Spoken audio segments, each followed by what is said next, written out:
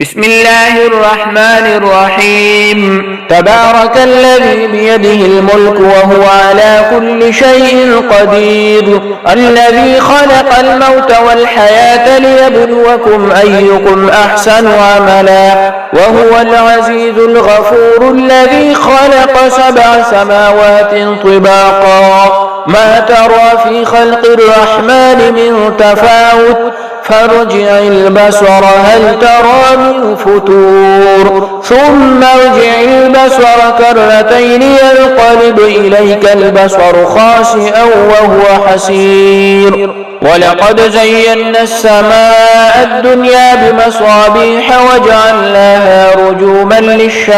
للشياطين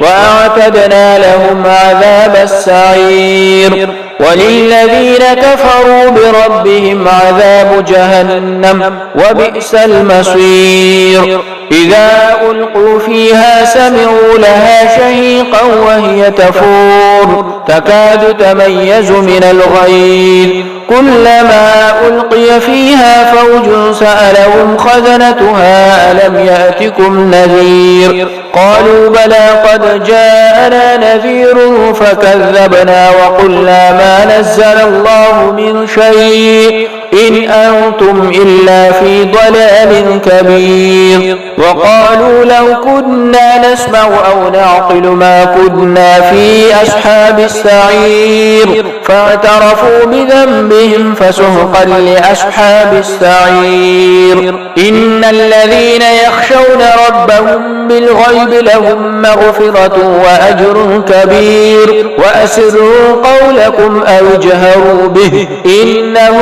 عليم بذات الصدور ألا يعلم من خلق وهو اللطيف الخبير هو الذي جعل لكم الأرض ذلولا فامشوا في مناكبها وكلوا من رزقه وإليه النشور أأمنتم من في السماء أن يخسف بكم الأرض فإذا هي تمور أم أمنتم من في السماء أن يرسل عليكم حافظا فستعلمون كيف نذير ولقد كذب الذين من قبلهم فكيف كان نكير أولم يروا إلى الطير فوقهم صافات ويقبضن ما يمسكهن إلا الرحمن إنه بكل شيء بصير أمن هذا الذي هو جند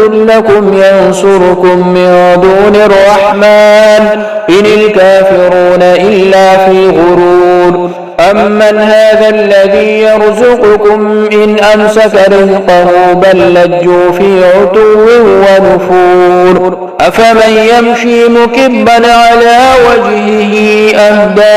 أمن يمشي سويا على صراط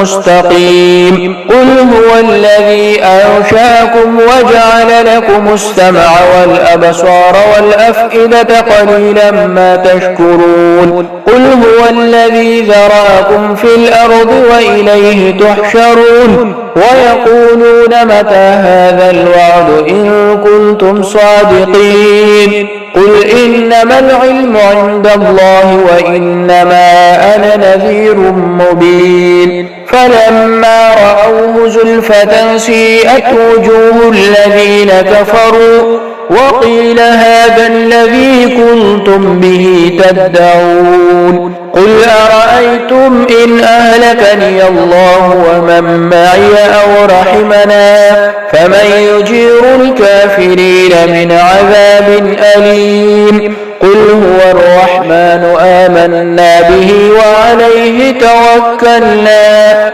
فستعلمون من هو في ضلال مبين قل أرأيتم إن أصبح ماؤكم غورا فمن يأتيكم بماء معين صدق الله العظيم.